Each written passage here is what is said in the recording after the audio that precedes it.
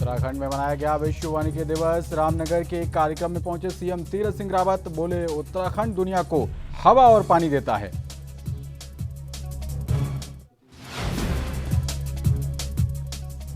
17 अप्रैल को होगा सल्ट विधानसभा का उपचुनाव। बीजेपी ने शुरू की व्यूह रचना। मदन कौशिक बोले, पार्लियामेंट्री बोर्ड लेगा उम्मीदवारों पर फैसला।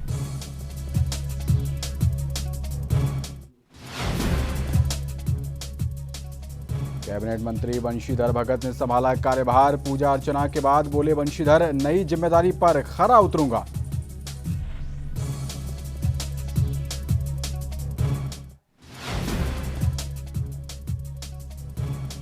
और टिहरी झील में एडवेंचर स्पोर्ट्स को लेकर प्रशासन का फैसला। सुरक्षा इंतजाम बढ़ाएगी पुलिस।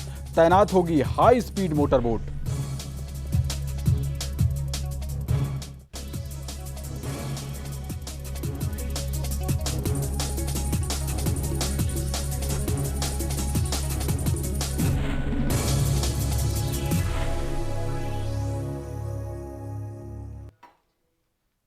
नमस्कार, आप देख रहे हैं एनबी न्यूज और मैं हूं आपके साथ पवन पांडे।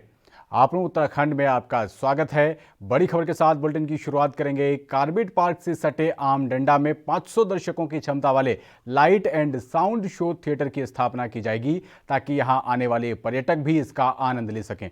वन विभाग की ओर से रविवार को विश्व वानिकी दिवस पर आयोजित कार्यक्रम में शिरकत करने मुख्यमंत्री तीरथ सिंह रावत रामनगर पहुंचे। उन्होंने कहा कि ढेला में बन रहे वन्यजीव रेस्क्यू सेंटर को भी जू सेंटर बनाया जाएगा। इसके अलावा तराई पश्चिमी वन प्रभाग के अंतर्गत फोटो रेंज को सफारी जोन घोषित किया जाएगा। आमडंडा में वन निगम डिपो में आयोजित कार्यक्रम के दौरान मुख्यमंत्री ने कहा कि उत्तराखंड एक ऐसा राज्य है जो देश और दुनिया को हवा और पानी देता है। उन्होंने कहा कि पहाड़ की जवानी और पानी बेकार नहीं जाने दी जाएगी। सरकार प्रयासरत है कि युवाओं को रोजगार अधिक से अधिक मिल सके। उन्होंने कहा कि राज्य की आधी आबादी महिलाओं की है, उनको स्वरोजगार मिल सके, इस दिशा में भी हम गंभीर हैं। वन ग्रामों को बिजली, पानी और सड़क जैसी मूलभूत सुविधाएं देना हमारी प्राथमिकता में शामिल है। मैं अभी सांसद भी हूं और ये मेरी लोकसभा का, विधानसभा का भी क्षेत्र है, तो बार बार आपके बीच में आना जाना रहा है। संगठन के नाते पहले भी आता जाता रहा हूं, लेकिन लोकसभा में, पार्लियामेंट में जाने के बाद भी आपके बीच में कई बार आना हुआ। मुख्यमंत्री बनने के बाद आप सब लोगों के आशीर्वाद से मेरे केंद्रीय नेतृत्व, माननीय प्रधानमंत्री जी, राष्ट्रीय अध्यक्ष नड्डा जी, गृह मंत्री अमित शाह जी, वरिष्ठ नेतृत्व के कारण मुझे ये बागडोर जो सौंपी है और जनता ने जो मुझ पर विश्वास किया है, मेरे कार्यकर्ताओं ने जिस तरह मुझ पर विश्वास किया है, मैं निश्चित खरा उतरूंगा और आपके जो भी समस्याएं होंगी उसका निदान करने का भरसक प्रयास करूंगा। ये मेरी पहली प्राथमिकता होगी। आज अंतर्राष्ट्रीय वन दिवस और जो कि 2012 से मनाया जा रहा है, वनों के संरक्षण के प्रति जागरूकता बढ़ाने के उद्देश्य से अंतर्राष्ट्रीय वन दिवस घोषित 12 में जो किया, तो यहाँ भी लगातार हर वर्ष उस कार्यक्रम को आप मना रहे हैं। जो मानव और जन वनों के बीच में जो दूरी हो गई थी, वो जो कट गया था, वन से अलग हो गए थे, बिछड़ गए थे, बहुत दिक्कतें और कठिनाइयां उनके बीच में बनी थी।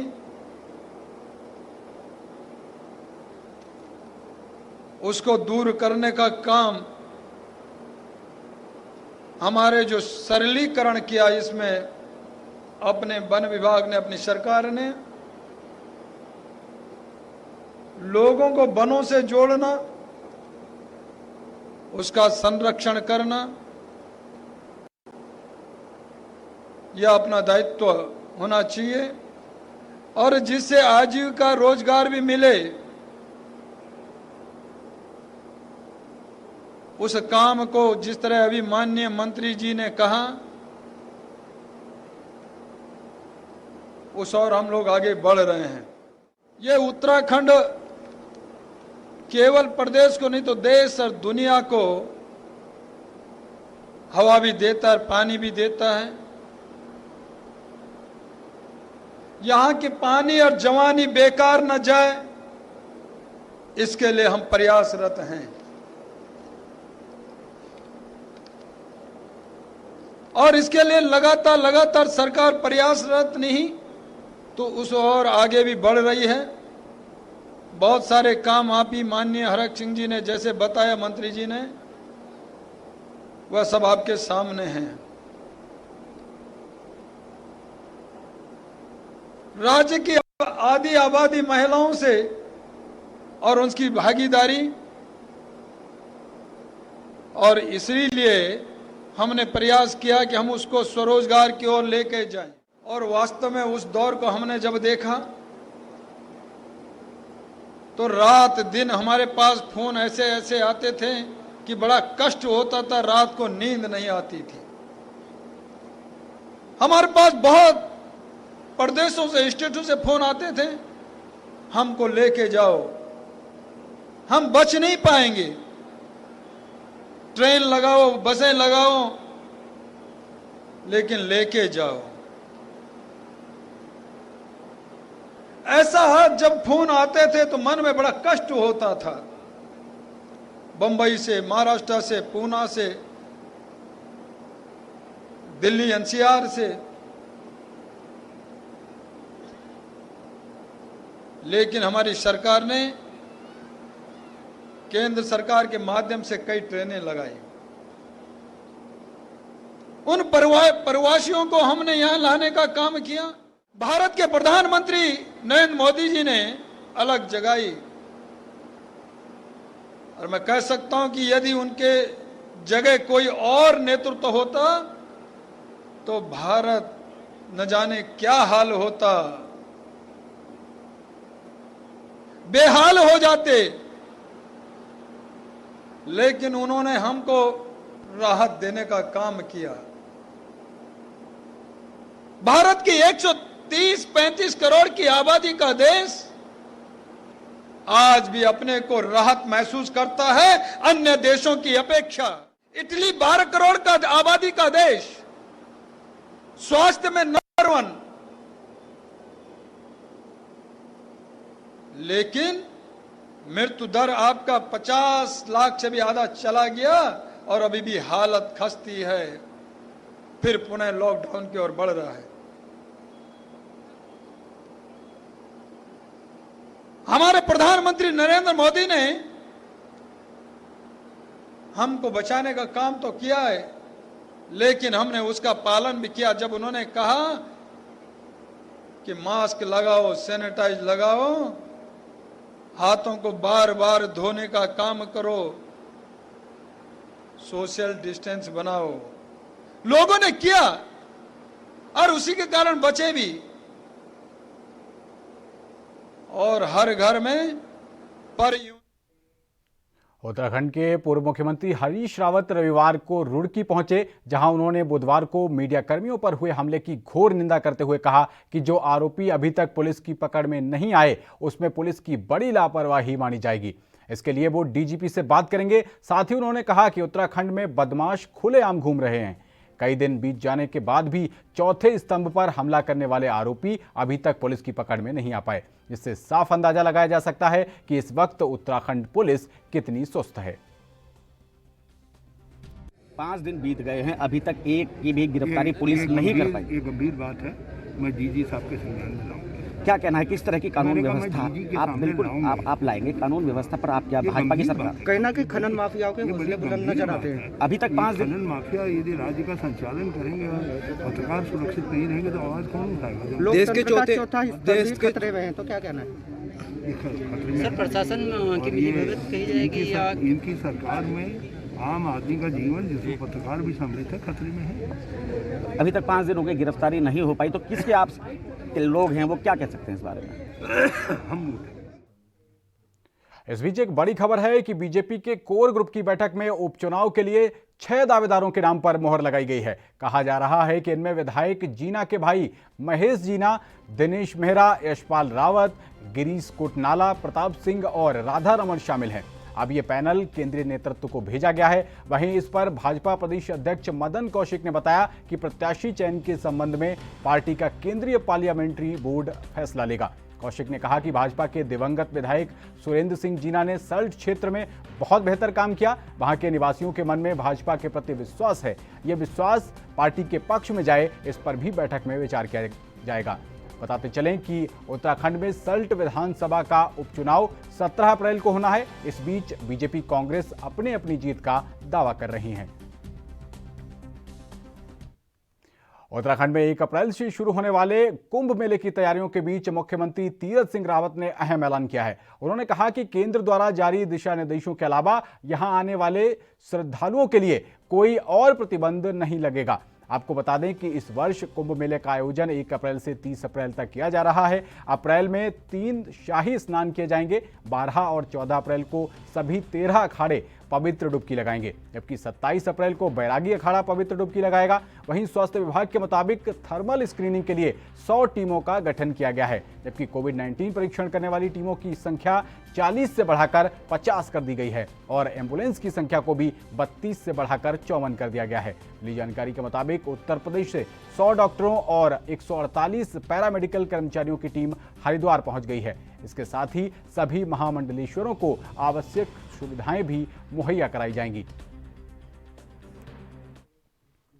तो हरिद्वार में मेलाधिकारी दीपक रावत ने रविवार को कनखल के बैरागी कैंप में अखिल भारतीय श्री पंच निर्मोही अणि अखाड़ा के सदस्यों और पदाधिकारियों से मुलाकात की। इस दौरान अखाड़े के संतों ने मेलाधिकारी से साधु संतों को आवंटित भूमि पर सुविधाओं जैसे बिजली, पानी, शौचालय का प्रबंध पूरे नहीं होने की बात कही। साथ ही संतों ने भूमि के समतलीकरण कराकर सुविधाओं को विकसित करने और क्षेत्र से अतिक्रमण हटवाने की मांग की। इस पर मेलाधिकारी ने शौचालय निर्माण कार्य पूरा नहीं होने तक मोबाइल शौचालय का तत्काल प्रबंध कराने के निर्देश अधिकारियों को दिए।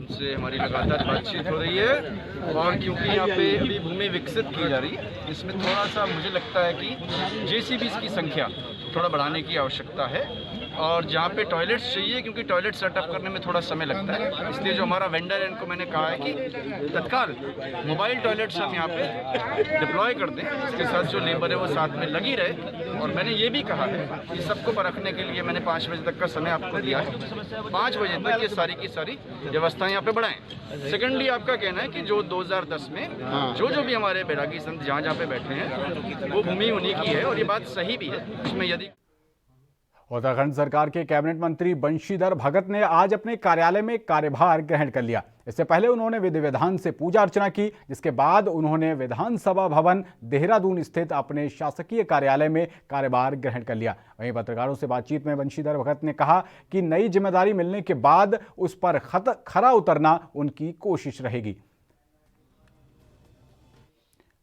बढ़ते अगली खबर की ओर। हरिद्वार के राजा गार्डन में होली मिलन कार्यक्रम आयोजित किया गया, जहां कार्यक्रम में फूलों की होली खेली गई। इस दौरान कार्यक्रम में मंत्री यतीश्वरानंद महाराज और रानीपुर क्षेत्र विधायक आदेश चौहान ने अपनी उपस्थिति दर्ज कराई, जहां दोनों का लोगों ने भव्य स्वागत किया। दरअसल ये कार्यक्रम यतीश्वरानंद महाराज को उत्तराखंड का राज्य मंत्री बनाने के उपलक्ष्य में रखा गया था। वहीं प्रदेश में उत्तराखंड पुलिस भिक्षावृत्ति से मुक्ति दिलाने के लिए आगे आई है।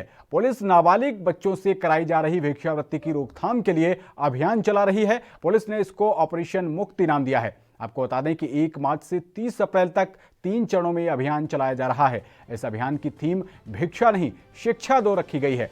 इसके जरिए मासूम बच्चों को भिक्षा की प्रवृत्ति से छुटकारा दिलाकर शिक्षा दिलाए जाने की कोशिश होगी। अभियान के तहत भिक्षावृत्ति में फंसे बच्चों के परिजनों को इन मासूम बच्चों की पढ़ाई के लिए जागरूक किया जाएगा।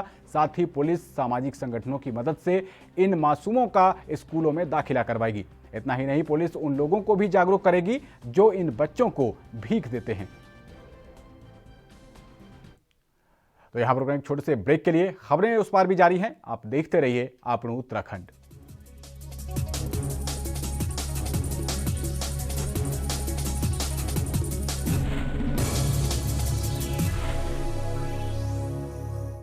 क्या आप दुबले पतले कमजोर हैं, आपकी सेहत नहीं बनती? भूख कम लगती है, वजन नहीं बढ़ता? दरअसल मेन बात खाना पीना खाना नहीं है, मेन बात है खाया पिया लगना। और अगर खाया पिया लगेगा ही नहीं तो सेहत बनेगी कैसे? इसलिए हमारी संस्था सन्यासी आयुर्वेदा ने एक ऐसी दवा बनाई है जो कि आपके पाचन तंत्र को, आपके लीवर सिस्टम को ठीक करने का काम करती है, ताकि आप जो भी खाएं उसका पूरे का पूरा निचोड़ आपके शरीर को लगे, आपकी भूख बढ़े, खाया पिया सही से लगे, नया खून बने, हड्डियों में जान आए, वजन बढ़े, ताकत बढ़े, चेहरे पर नूर आए और आप मोटे तगड़े खूबसूरत पर्सनैलिटी के मालिक बन जाएं। यह दवा पूरी तरह से आयुर्वेदिक होती है। इसका शरीर पर कोई भी साइड इफेक्ट, कोई भी नुकसान या दुष्प्रभाव नहीं होता। लड़के लड़कियां दोनों इसका इस्तेमाल कर सकते हैं और पहले 15 दिन के अंदर ही आपको इसका असर महसूस हो जाएगा। सिर्फ 650 रुपए की पूरे 1 महीने की दवा होती है और आप इसे घर बैठे 01145454545 पर फोन करके दवा मंगवा सकते हैं। राष्ट्र धर्म, रात 8 बजे सिर्फ ANB न्यूज पर।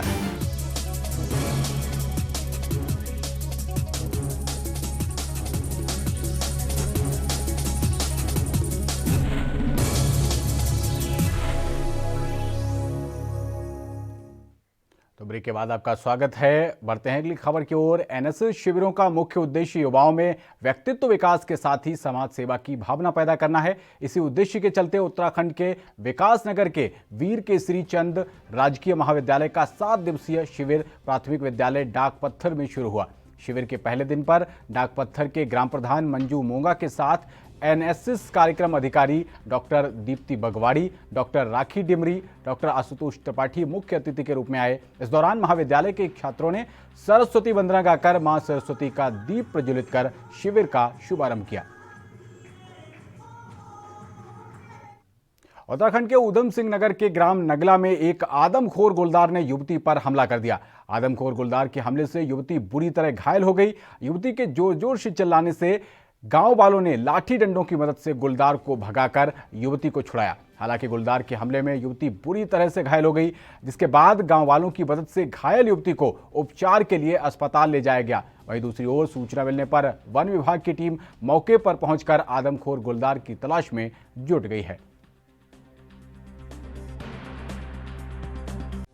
मिली थी कि नगला के पास ये हमारी सरोजा बीट लगती है रंसाली रेंज की, किसी महिला पे जो है एक लेपर्ड ने अटैक कर दिया है और वो काफ़ी घायल हमने कर दिया है। सूचना पे हमने जो है रंसाली रेंज से अपने स्टाफ को यहाँ पे भेजा और तत्काल प्रभाव से महिला को जो है नारंग मत्ता स्वास्थ्य केंद्र लेके गए और वहाँ से उसे हल्द्वानी सुचता तिवारी अस्पताल के लिए रेफर कर दिया और हमारा स्टाफ भी साथ में सुचता तिवारी अस्पताल वहाँ पे गया। आज मैं यहाँ पे पहुँचा हूँ मौके पे छानबीन के लिए और देखने के लिए कि किस जानवर ने हमला किया हुआ है और इस पूरे एरिया की छानबीन की जा रही है और जैसे ही जो है हमें आगे भी जानकारी प्राप्त होगी हम आपको शेयर करेंगे। और इस एरिया की सुरक्षा के लिए हमने मुनादी तत्काल प्रभाव से यहाँ पे करा दी है, सभी ग्रामीणों को अलर्ट कर दिया। सर क्या इनको मुआवजा वगैरह कुछ ऐसा कुछ? इसमें मुआवजे का प्रावधान है, उसके लिए हमने सभी डॉक्यूमेंट रेडी कर दिए हैं, अपने प्रधान कार्यालय भिजवा दिए गए। कल हमारे इस क्षेत्र में एक दीक्षा नाम की महिला गेहूं में अपना चारा काट रही थी और उसी समय अचानक शायद गुलदार आके हमला कर दिया और उसमें महिला काफ़ी जख्मी हुई है। वन विभाग की पूरी टीम रेंजर हमारे साथ हैं और डीएफओ साहब को भी हमने पूरा अवगत करा दिया था, उन्होंने अपनी टीम भेज दी है। और रात जो बता रहे हैं कि कुत्ता को ले गए हैं, तो ये पूरा विभाग हमारा इसमें सर्च कर रहा है और जो भी उसको हानि हुई है, जितना इलाज में पैसा लगेगा वो वन विभाग हमारा पेमेंट करेगा और हम लोग इसको अच्छी तरह से जो सुरक्षा की व्यवस्था। वहीं उत्तराखंड के सितारगंज में रविवार को बीजेपी नेता सुरेश गंगवार ने प्रांतीय उद्योग व्यापार मंडल में जीत कर आने वाले प्रत्याशियों का फूल माला डालकर स्वागत किया। इस दौरान उन्होंने कहा कि सितारगंज से मेरा पुराना लगाव है, सभी लोग मुझसे प्यार करते हैं, इसलिए मैं सितारगंज चलाया। साथ ही व्यापार मंडल में जीतकर आने वाले अध्यक्ष राजीव गुप्ता, महामंत्री मनीष किनरा और कोषाध्यक्ष दीपेंद्र सिंगल को बधाइयां दी। व्यापार मंडल के चुनाव में उन्होंने ऐतिहासिक जीत दर्ज की है। यहाँ के बहुत बड़े बड़े लोग, जो बाहुबली लोग हैं, बड़े बड़े लोग हैं और जो इस क्षेत्र में कमजोरों को पनपने नहीं दे रहे हैं, उनको आज एक एहसास दिलाने के लिए कम से कम आया हूँ। मेरे छोटे भाई ऐसी तरक्की करते रहें, बढ़ते रहें। आज व्यापार मंडल का अध्यक्ष, कोषाध्यक्ष और सचिव, महामंत्री। तंग गलियों में आगजनी की घटनाओं पर त्वरित कार्यवाही करने के लिए फायर सर्विस बड़े पैमाने पर मिनी हाई प्रेशर इक्विपमेंट खरीदने जा रहा है। इसके साथ ही फायर सर्विस की बाइकों का बेड़ा भी बढ़ाया जा रहा है। आधुनिकतम उपकरणों की खरीद पर लगभग 6 करोड़ 70 लाख रुपए का खर्च आने का अनुमान है। फायर सर्विस के डिप्टी डायरेक्टर एसके राणा ने बताया कि इस बार की खरीद का फोकस तंग गलियों में अग्निकांड पर काबू पाने वाले यंत्रों पर है, लिहाजा मोटरसाइकिलों का बेड़ा भी बढ़ाया जा रहा है। वहीं प्रदेश में पहली बार एक साथ 5 फोम टेंडर खरीदे जा रहे हैं।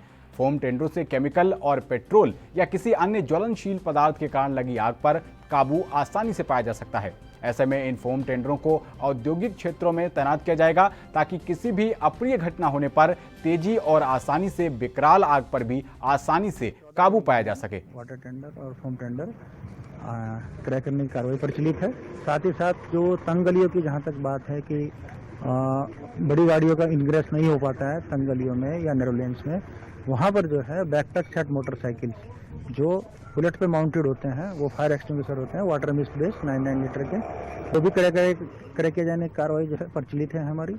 साथ ही जो है एक अत्याधुनिक मोटर बाइक फायर इंजन जो है, जिसका डेमोन्स्ट्रेशन भी किया गया था अग्निशमन आपात सेवा फायर स्टेशन देहरादून पर, उसकी कार्रवाई भी प्रचलित है। और आने वाले समय में जो है, चूंकि मैकेनाइज्ड फायर फाइटिंग का समय आ गया है, तो रोबोट और फायर फाइटिंग ड्रोन। आगामी होली के त्योहार को देखते हुए प्रशासन सख्त दिखाई दे रहा है। दरअसल लालकुआं में खाद्य विभाग की टीम ने कई किराना की दुकानों पर छापेमारी की। इस दौरान दुकानों में खाद्य विभाग की टीम को एक्सपायर डेट का सामान मिला। इसके अलावा दुकानदार के कोई भी लाइसेंस भी नहीं मिले।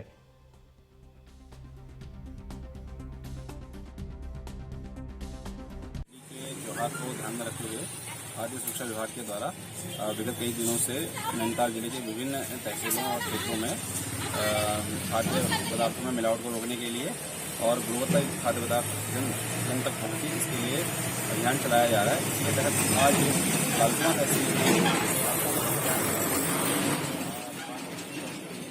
और यहाँ पे हमारे द्वारा जो किराना स्टोर हैं उन पे खाद्य पदार्थ के लिए रखे गए हैं, उनका निरीक्षण किया। खबरों में आगे बढ़ते हैं। गर्मी की दस्तक होते ही पेयजल की समस्या आने लगी है। इसका उदाहरण रुद्रप्रयाग के तल्लाना नागपुर समेत कई क्षेत्रों में देखने को मिल रहा है, जहां ग्रामीणों और व्यापारियों को पानी की पूर्ति के लिए बाहर से पानी खरीदना पड़ रहा है। बता दें कि गांव को जोड़ने वाले पेयजल स्रोतों पर पानी नहीं चल पा रहा है, जबकि एक अधिकांश पेयजल स्रोत सूख चुके हैं। जल संस्थान के एक अधिकारी ने बताया कि इस साल बारिश कम हुई है, इसलिए पानी के स्रोतों में पानी नहीं पहुंचा है। क्षेत्र में इन दिनों पानी की काफ़ी समस्या बनी हुई है, जिससे आम जनता काफ़ी परेशान है। और मैं जल संस्थान अधिशासी अभियंता AEJE जो स्थानीय लोकल फिटर हैं, उन सभी को सूचित कर दिया गया, लेकिन अभी तक कोई भी कार्रवाई नहीं हो पा रही है, जिससे हमारे क्षेत्र की जनता काफ़ी परेशान है। टोटल जनपद में हमारे पास 273 स्कीमें हैं, उसमें से 10 से 15 स्कीमें ऐसी हैं जहाँ पानी की बड़ी दिक्कत हो चुकी है, इनके सूख चुके हैं। इसमें से कुछ तो भरदार एरिया की स्कीमें हैं, घेंगड़, कांडाखाल, सोनाखाल, सुईली दरमोला, और कुछ स्कीमें तला नागपुर क्षेत्र की हैं जहाँ पानी की बड़ी दिक्कत है। कुछ जगह जहाँ अभी पानी थोड़ा ठीक हुआ, एक दिन छोड़ के सप्लाई दी जा रही है। जहाँ पानी बिल्कुल सूख चुका है वहाँ हमारा टैंक उसमें घेंगड़ और कांडा और सुईली दरमोला वाला एरिया। तो गर्मी के सीजन में पानी की समस्या हो रही है। उत्तराखंड के रुद्रप्रयाग में सरकार द्वारा वाहनों के जरिए प्रभावित इलाकों में पानी पहुंचाया जा रहा है। तल्ला नागपुर के कई क्षेत्रों में पानी का संकट बताया जा रहा है, जिसमें ग्रामीणों और व्यापारियों को पीने के पानी की भारी परेशानी हो रही है। इसको देखते हुए शासन प्रशासन इलाके की जनता को वाहनों के माध्यम से पानी पहुंचा रहे हैं ताकि उनकी समस्या का कुछ समाधान किया जा सके। बात करते हैं कुंभ नगरी हरिद्वार की, कुंभ नगरी हरिद्वार में इन दिनों हर तरफ अलग ही नज़ारा दिख रहा है। गंगा घाट पर दूर दूर तक फैली रंग बिरंगी रोशनी श्रद्धालुओं को लुभा रही है। घाटों पर देर रात तक लोगों की चहल पहल बनी हुई है। महाकुंभ मेले में शहर की फिजा एकदम बदल गई है। कुंभ नगरी के सभी घाट, पुल और सड़कें एकदम बदली बदली नजर आ रही हैं। गंगा किनारे बने घाटों पर लगी प्रतिमाएं आकर्षण का केंद्र बनी हुई हैं।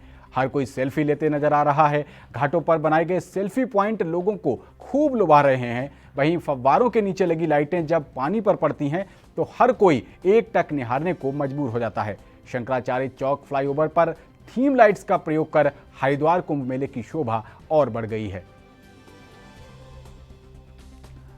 तो कुंभ नगरी हरिद्वार में प्रशासन के बहुत ही शानदार इंतजाम देखने को मिल रहे हैं।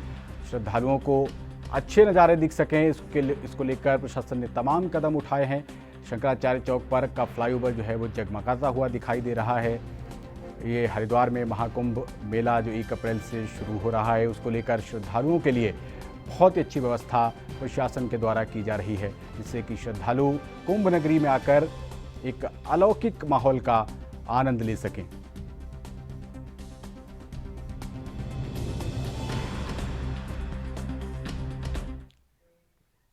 तो आप लोग उत्तराखंड में फिलहाल के इतना ही। बाकी खबरों के लिए देखते रहिए ANB न्यूज़। नमस्कार।